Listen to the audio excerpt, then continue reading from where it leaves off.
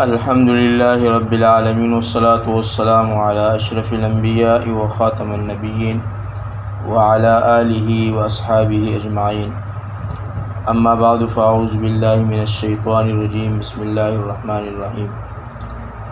معزز سامعین اکرام، اللہ تبارک و تعالی نے حضرات صحابہ اکرام رضوان اللہ تعالی علیہم اجمعین میں بہادری، دلیری اور موت کا شوق جو رکھا تھا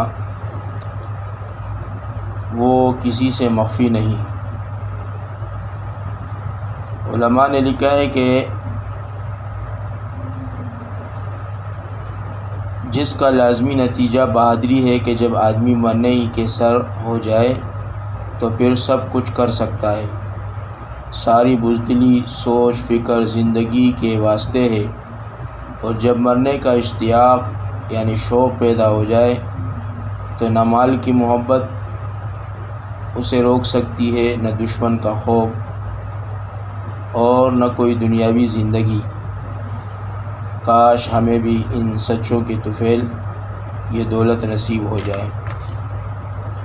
حضرات صحابہ اکرام رضوان اللہ تعالی علیہم اجمعین کی شہادت یقیناً یہ دین کے لیے ہے اور دین کی سربلندی کے لیے، اور ان کے شہادت کے اندر اللہ تبارک و تعالیٰ نے اس امت کے لیے زندگی کی حیات رکھی ہے کہ حضرات صحابہ اکرام رضوان اللہ تعالیٰ علیہم اجمعین نے اس دین کے لیے کتنی قربانیاں اور محنت کی، یہاں تک کہ اپنے جانوں کو اللہ کے راستے میں شہید کرایا۔ مختلف واقعات ہیں۔ آج ہم حضرت حنظلہ رضی اللہ تعالی عنہ کی شہادت کا واقعہ ذکر کریں گے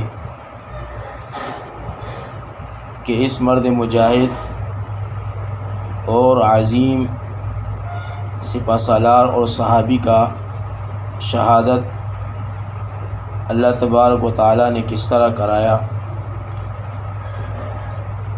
حدیث کی کتابوں میں آتا ہے غزوہ احد میں حضرت حنظلہ رضی اللہ تعالیٰ عنہ اول سے شریک نہیں تھے۔ کہتے ہیں کہ ان کی نئی نئی شادی ہوئی تھی، بیوی سے ہم بستر ہوئے تھے، اس کے بعد غسل کی تیاری کر رہے تھے اور غسل کرنے کے لیے بیٹھ بھی گئے اور سر کو بھی دھو رہے تھے کہ ایک دم مسلمانوں کی شکست کی آواز کان میں پڑی، جس کی تاب نہ لا سکے۔ اسی حالت میں تلوار ہاتھ میں لی اور لڑائی کے میدان کی طرف بڑھے چلے گئے اور کفار پر حملہ کیا اور برابر بڑھتے چلے گئے، اسی حالت میں شہید ہو گئے۔ چونکہ شہید اگر جنبی نہ ہو تو بغیر غسل دیے ہوئے دفن کیا جاتا ہے، اس لیے ان کو بھی اسی طرح کر دیا۔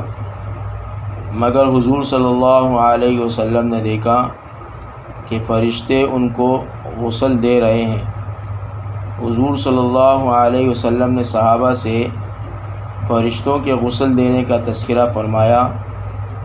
ابو سعید خدری ساعدی رضی اللہ تعالیٰ عنہ کہتے ہیں کہ میں نے حضور صلی اللہ علیہ وسلم کے ارشاد سن کر حضرت حنظلہ رضی اللہ تعالیٰ عنہ کو جا کر دیکھا تو ان کے سر سے غسل کا پانی ٹپک رہا تھا۔ حضور اقدس صلی اللہ علیہ وسلم نے واپسی پر تحقیق فرمایا تو ان کے بغیر نہائے جانے کا قصہ معلوم ہوا۔ یہ بھی کمال بہادری ہے۔ بہادر آدمی کو اپنے ارادے میں تاخیر کرنا دشوار ہوتا ہے، اس لیے اتنا انتظار بھی نہیں کیا کہ غسل پورا کر لیتے۔